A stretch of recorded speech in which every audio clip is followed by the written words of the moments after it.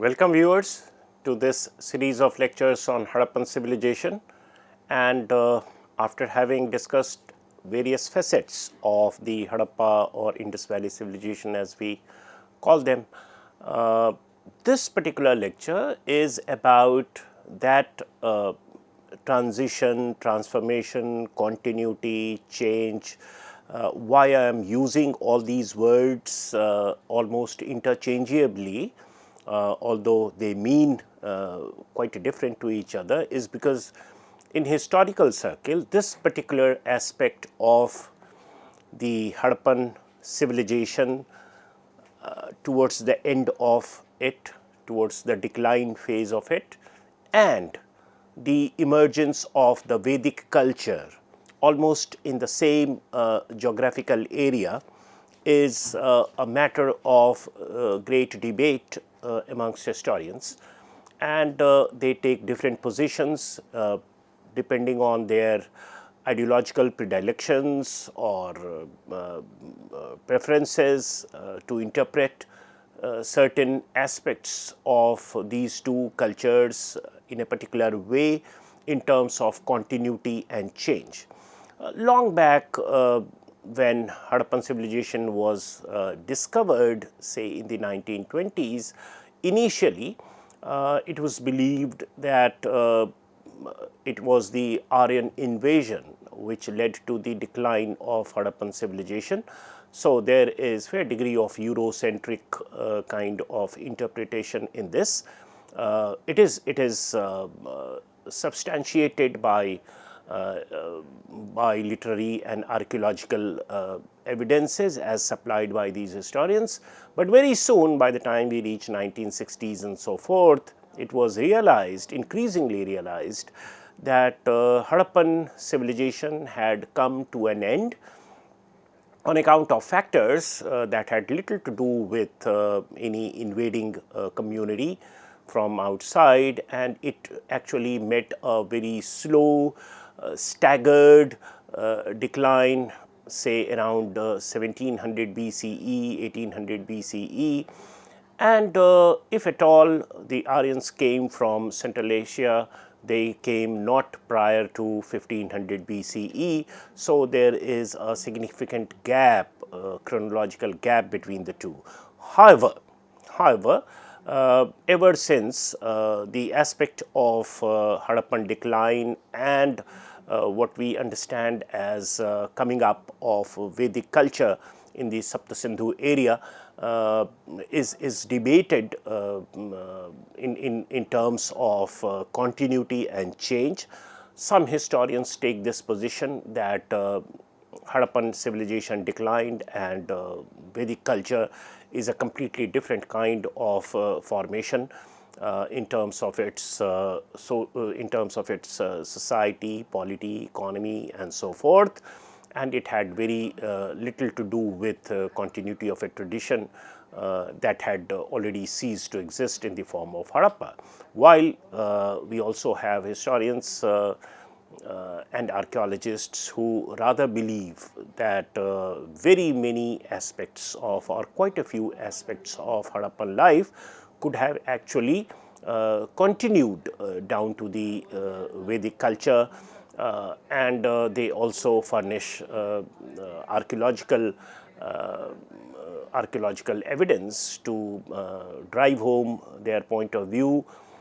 They also establish through archaeological profiles simultaneity of or coexistence of the two cultures, late Harappan cultures and Vedic cultures, and maybe they say that whatever we know of the Vedic culture through Rig Veda and other subsequent Vedas, the archaeological correlate of the architects of this culture could be seen in simultaneity with late Harappan or post Harappan archaeological profile existing in the same area. At times the two coexist and so forth. So, there are overlaps, archaeological overlaps to support their proposition.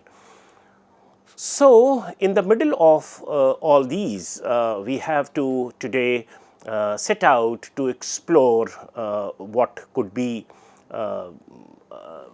different arguments and different aspects, actually not arguments, different aspects, different facets that can be seen with reference to continuity of Harappan tradition down to the Vedic times, or alternatively we will also see that there are quite a few contrasts which mark the two cultures as appearing rather different.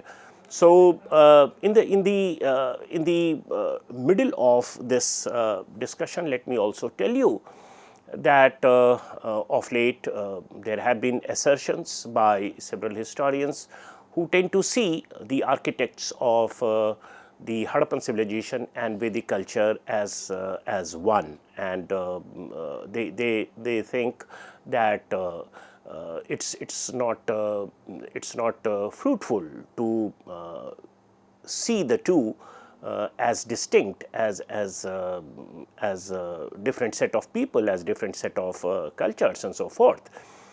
So, it is quite a vexed issue in historical circles, quite debated at times very intensely, and we would steer clear of those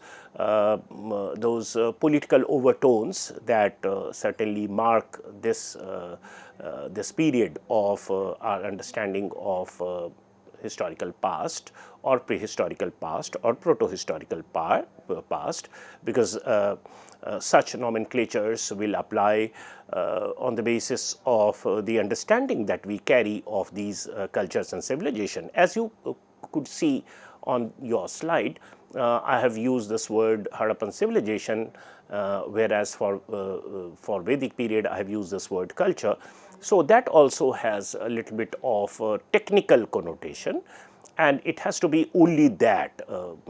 Let us not load culture and civilization with quite a few value judgments in terms of something being superior and something being not so superior and so forth. In historical terms, what we mean by civilization is a complex kind of development of society, economy and also polity. It's that stage of cultural development when one clearly gets to see the evidence of urban centers, long distance trade, commerce, the society is segregated into classes, and it's a complex web of relationship in terms of social formation that we get to see in civilization. Whereas when we use this word culture, what it connotes is a certain stage of shared behavior, which is shared behavior, norms, values, and it is carried across generations in time and so forth. So, it is that kind of distinction. So, when we say Vedic culture, what gets connoted automatically is perhaps the not so urbanized nature of the Vedic life, in contrast to the Harappan culture, where we do have evidence of unmistakable evidence of urban life and long distance trade, commerce and all kinds of complexities. So, that being there, let's proceed to explore the elements of continuity and change in this discussion. So, it is just a picture that you can see on your slide, exploring the connections and contrasts between the two cultures and civilization. This is one on the left is your true picture, the archaeological snap, what exists as evidence of Harappa, and the to the right of the screen is of course a reconstructed kind of social, religious kind of milieu that might have existed in the Vedic period. And so, this is just a visualization that we generally carry of Vedic times. And now, beginning our discussion, let's understand what are the key features here. So, of course, we have spoken about Harappan civilization, and we will see as to what is the pertinence of this term civilization as contrasted to culture that we have already discussed. Then key features will include urban planning and architecture, that is so representative of our understanding of Harappan civilization, because the moment we utter this word Harappan civilization, what comes to our mind is a very organized kind of urban structure, urban architecture, the great bath, the systematic roads intersecting at right angles, very systematized drainage system, trade, commerce, ceilings, and so forth. So, it obviously evokes the imagery of an urbanized system. A sophisticated drainage system is something which is, of course, a part of a Harappan civilization. Cosmopolitanism is also evoked in the same line of thought, particularly on the basis of diverse burial practices that we get to see. So, there is no one singular kind of practice that is seen in terms of funerary rites. In the case of Harappan civilization, there is diversity over here, and that might be as a consequence of several set of people and communities coexisting and carrying on with their businesses of funerary rites in their own ways, which is again reminding us of the urban kind of ethos that must have informed Harappan life, and that is why cosmopolitanism as an imagery is evoked.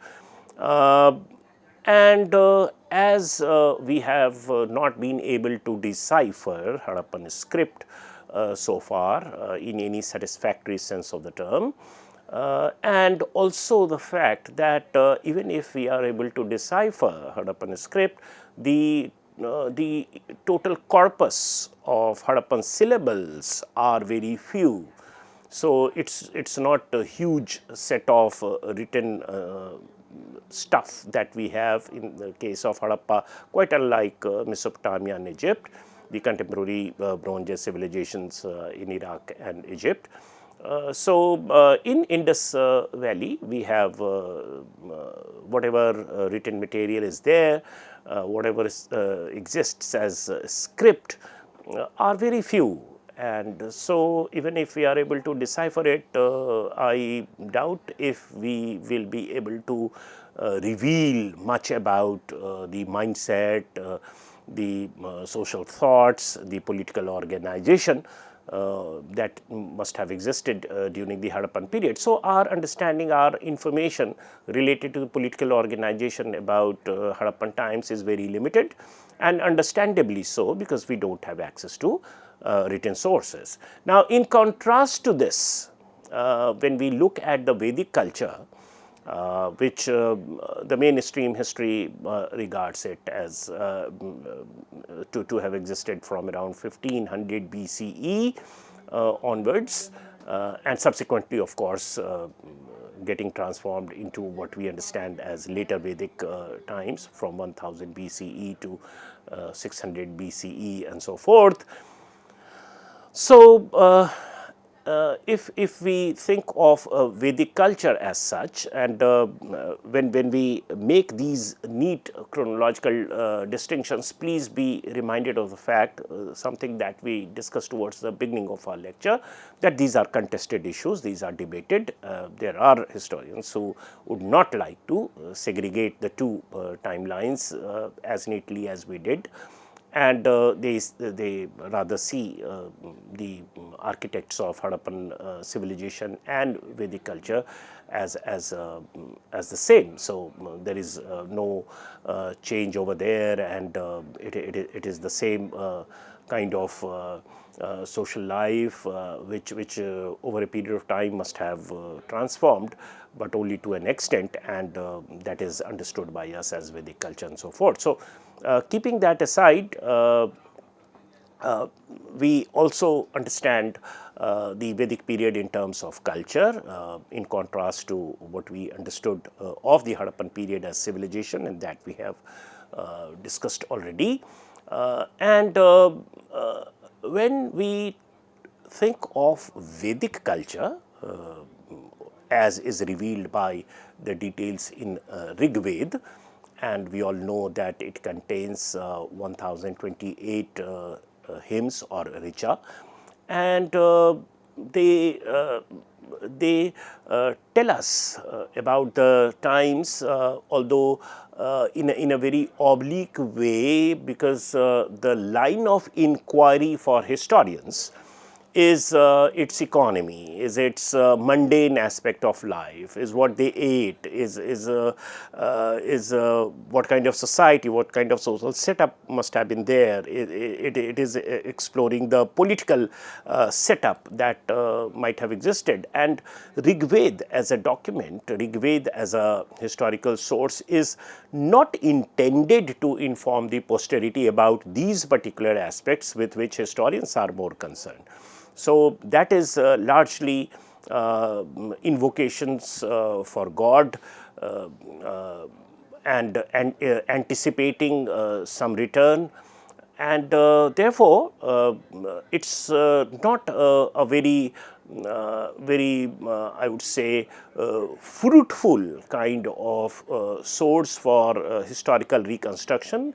Nevertheless, given the fact that we don't have any other source, and given the timeline, the pristine character of Rig Veda, it becomes the only source by which we get to know about the life and times of the Vedic people. And it is the sophistication of the language Sanskrit in which these richas are written, and the philosophical musings and speculations and elaborations that are there. They appear very sophisticated. So by in itself, it becomes important that in such a remote time we had this sophisticated set of thoughts about Srishti, about Brahmand, about Atma, about several other aspects that they pondered around. So that being said, what we largely get as impression about the Vedic people is that, in contrast to what we understand about Harappa, which had existed in the period prior to probably the times when Rig Veda was composed, it is largely of rural ambience that this particular text speaks of. So overall, Rig Veda is about rural ethos, and certainly not a very urbanized kind of social setup that it is representing. Now again, I am qualifying this by saying this because that's the way historians tend to interpret it.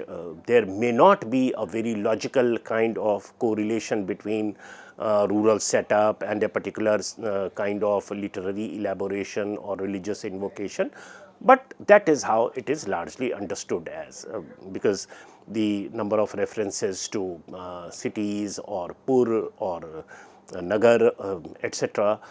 They are limited, and as we move towards the later Vedic period, towards the end of the later Vedic period, it starts increasing. So, it is a kind of pastoral, it is a kind of tribal organization that it indicates of. Rigvedic details is indicating, or it does not mention very many operations or equipments associated with agriculture. Gradually, it goes on increasing in the later Vedic period. For example, the generic term for grain is yava. Whereas as we move towards later Vedic period, people start having, or Rigvedic or Vedic sources start giving us more names of grains and so forth, which again is symptomatic of the fact that agriculture as a source of livelihood and as the mainstay of economy is being picked up gradually, and it was not there to start with. So, these are some of the impressions that we gather out of historical insight that we make incident on Rigvedic literature. On the surface or per se, Rigvedic literature concerns itself with rituals and sacrifices as part of religion and religiosity with which it is more concerned. And this genre of literature is about that. So, we can't say that it is concerned only with religion and religiosity, because this particular text is about that. Had there been some other text, maybe it could have elaborated mundane political developments or economic aspects of life more, but that is how it exists. About Sanskrit language and literature we have already spoken of, and also in terms of political understanding through Vedic literature, Raja as a lineage leader, which eventually goes on to become territorial ruler by the time of the end of the Vedic period or end of the later Vedic period. So, this is about the key features of Harappa and Vedic culture that we discussed in this part of the lecture. In the next part of the lecture, we will pick up from here and try to explore the elements of continuity and change with respect to the two timelines, with respect to the two cultures or the two civilizations, whichever way we want to define them. Thank you.